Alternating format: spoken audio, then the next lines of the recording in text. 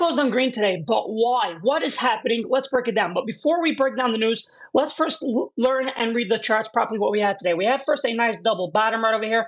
The beginning of the market session, we have one loop down and then two loop down, and then we climbed all the way up. Beautiful. We had a nice green bullish candle all the way up, and then we were a bit chopped, and then before you know it, we climbed even further, and then we ended up in a plus of 0.04%. What is happening here? What is going on? With a brighter picture, let's get rid of this trend line. Let's make another trend line over here. We have a wider double bottom, and throughout our 1-minute chart, we see one loop down, two loop down, and then we crawled all the way up right over here. We also have a double top created right over here, and that's where we came also down today. Let's get rid of this trend line, and let's look at this trend line over here. See, we're looking at the broader picture, right? So we have double bottom and double top at the same 1-minute chart that happened today. We have over here, look at this candle right over here. This is our first top, and this is our second top, and that's where we came all the way down right over here, and that's where we created a double bottom right over here.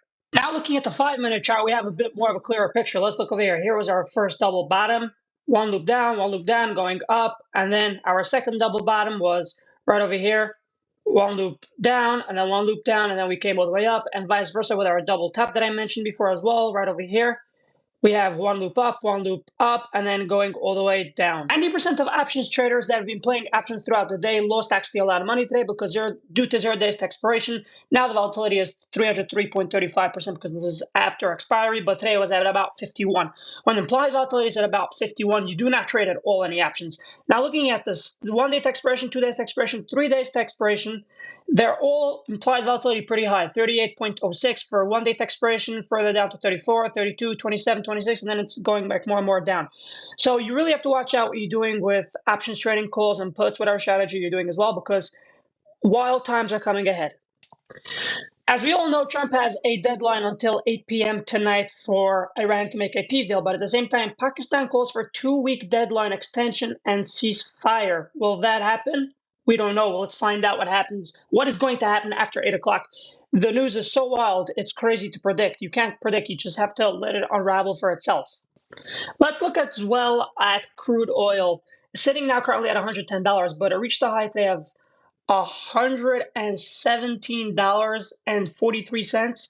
And the all-time high is 119.48. That means we're literally almost beating up the all-time highs. We don't know what's going to happen. If there's no negotiation and there's no deal happening before 8 o'clock and President Trump's bombs in, crude oil can be skyrocketing and the market might be crashing down even further. We don't know what's going to happen.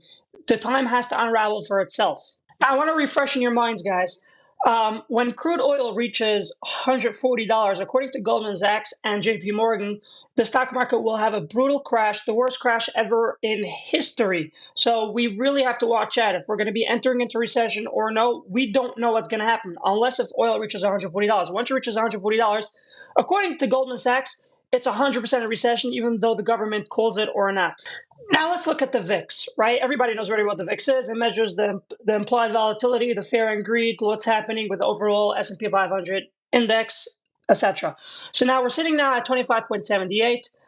If there's no peace deal by tonight, 8 o'clock, and America bombs in and they're unsuccessful, we're going to be shooting up even higher than the highest we ever were during the war, which is 35.30, which happened actually on March 9th.